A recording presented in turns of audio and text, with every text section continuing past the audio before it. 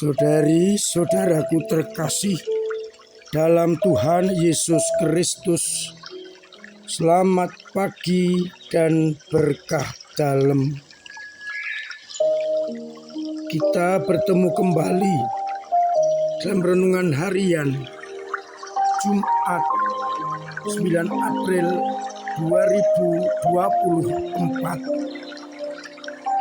Seperti biasa, kita mendasarkan permenungan kita pada bacaan Ekaristi pagi ini. Dari bacaan yang pertama, kitab Nahum. Allah mengkritik Niniwe yang sungguh telah berbuat dosa.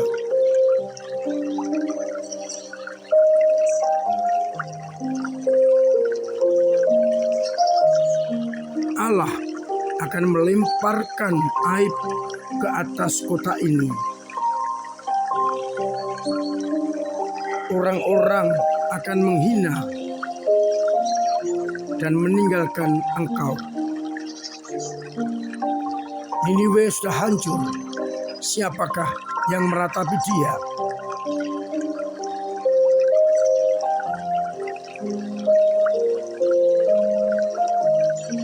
Celakalah kota penumpah darah.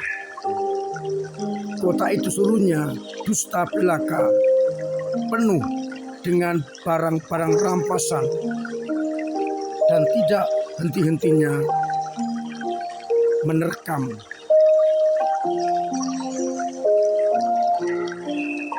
Pendek kata,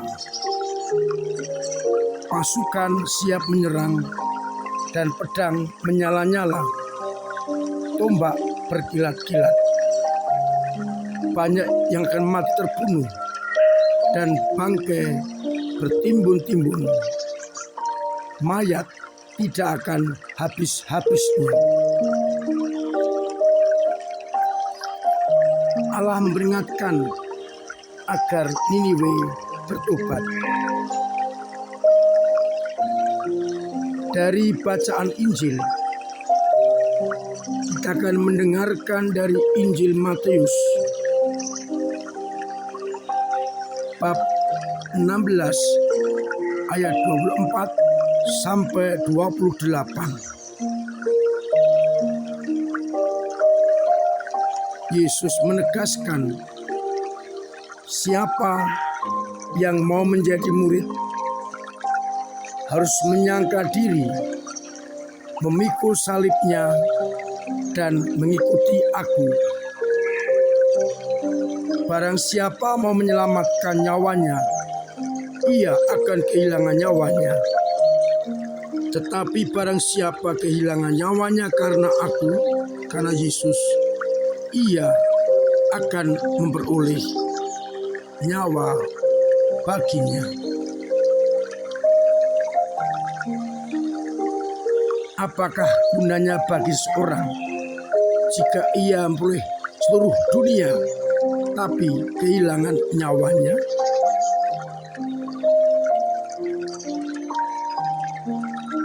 Anak manusia akan datang dalam kemuliaan Bapanya diiringi malaikat-malaikatnya. Saat itulah ia akan menghakimi dan membalas setiap orang setimpal dengan perbuatannya.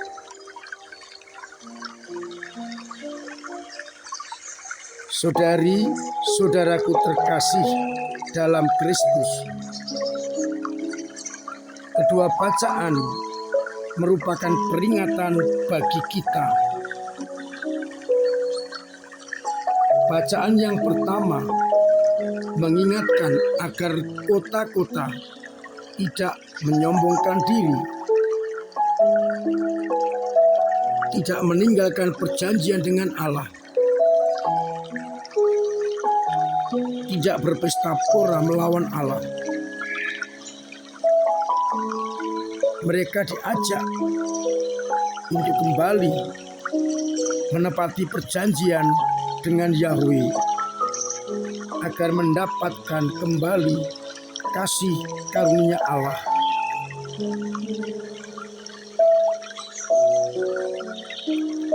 Dalam Injil, menempatkan kembali kasih karunia Allah berarti menjadi murid. Menjadi murid dikatakan oleh Yesus, orang yang mau menjadi murid dan mengikuti aku harus menyangkal diri, memikul salib, dan mengikuti Yesus.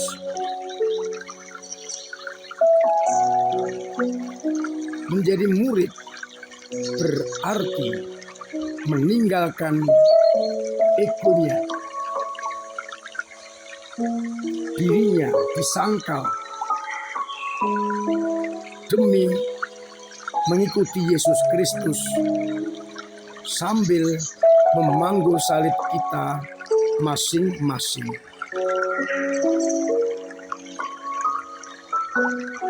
Salib kita pertama adalah penyangkalan diri dari keinginan-keinginan kedagingan, ego kita, keduniawan kita, dan kehendak kita.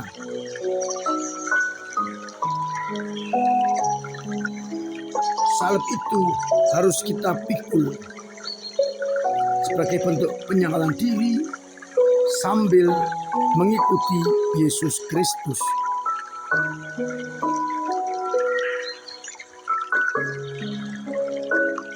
Mengikuti Kristus dengan segala sabda dan kehendaknya yang seringkali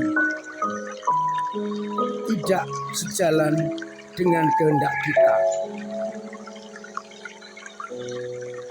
Karena Pak Nabi pun mengatakan, kehendakku bukan kehendakmu, rancanganku bukan rancanganmu, jalanku bukan jalanmu. Maka kita menjadikan hidup kita milik Allah dengan cara penyangkalan diri itu. Salib yang kita panggul tidak sebanding dengan salib Kristus. Cukuplah bagi kita kalau kita meninggalkan dunia ini, kemudian mendengarkan sabda, merenungkan dan melaksanakannya. Kemapanan kita, ego kita, kehendak kita tinggalkan demi mengikuti Kristus. Oleh karena itu, kita sadari kalau kita menderita karena Injil itu bagian dari salib yang diletakkan atas bahu kita.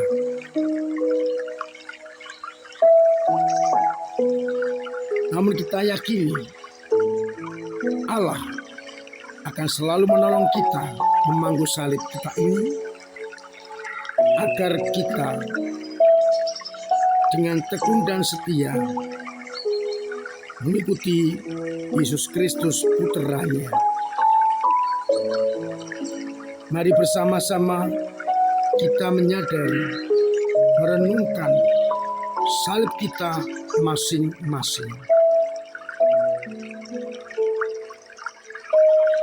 Salib sekali lagi berarti saya meninggalkan ego saya, kedagingan saya, pola pikir saya, kemampuan saya, dan mencoba untuk melaksanakan sabda dan kehendak-Nya yang menghantar kita menuju kepada puncak Golgota, yakni surga abadi. Masing-masing orang mempunyai salibnya sendiri-sendiri, namun semuanya mengarah kepada kemuridan. Semoga kita mampu menyangkal diri, memangku salib sambil mengikuti Kristus.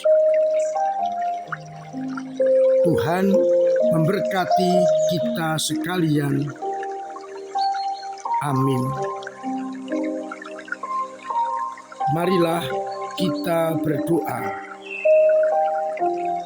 Bapa yang penuh kasih, kami bersyukur lewat sabda-Mu kami Kau ingatkan agar kami benar-benar menjadi murid-Mu dengan penyangkalan diri dari keinginan pribadi, dari kedagingan, dari ego-ego, dan dari dunia, sebagai bentuk ikut memangku salib sambil mengikuti Yesus Putra-Mu.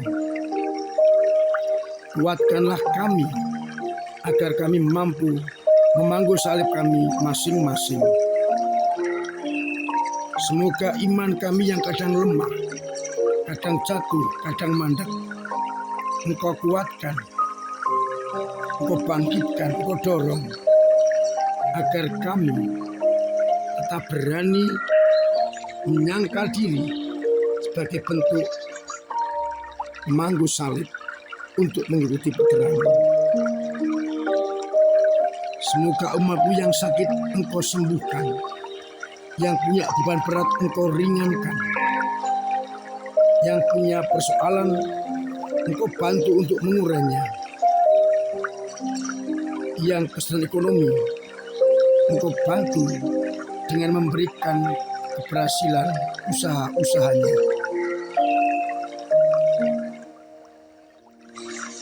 Semoga dengan bantuan-Mu itu mereka tetap mengalami penyertaan dan kasih setia-Mu.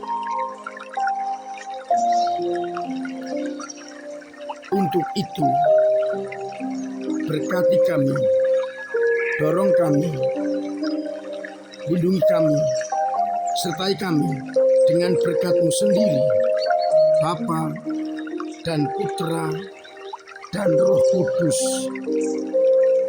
Amin.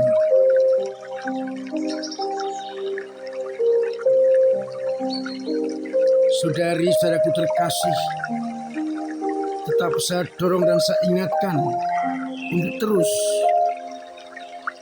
memiliki,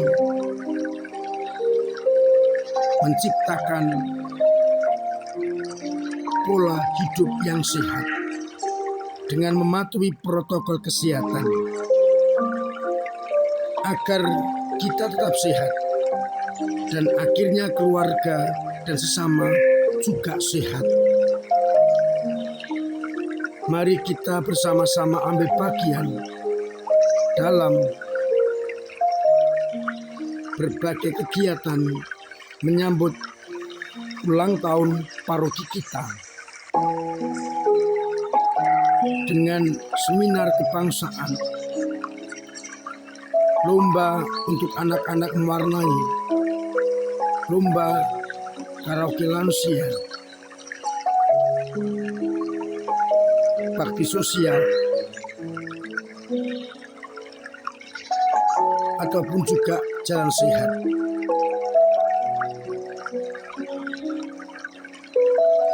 Kita semua juga akan memuncainya tanggal 8 September dengan Pranikaristi dan berbagai pentas seni. Terima kasih untuk sumbangan panjenengan sebagai bentuk pemberian talenta pada gereja lewat doa-doa, lewat tenaga dan karya, serta lewat dana yang semuanya akan benar-benar membantu gereja melayani umat Allah. Untuk semua perasta panjenengan, saya mengucapkan banyak terima kasih. Semoga kita mampu ikut menghidupi gereja dengan cara kita masing-masing. Kita ikuti berbagai kelompok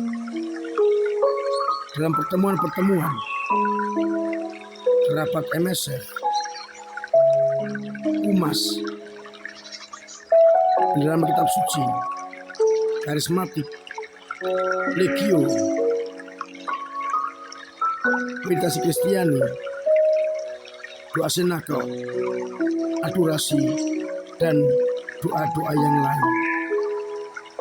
Semoga akhirnya gereja kita mampu menghadirkan kerajaan Allah.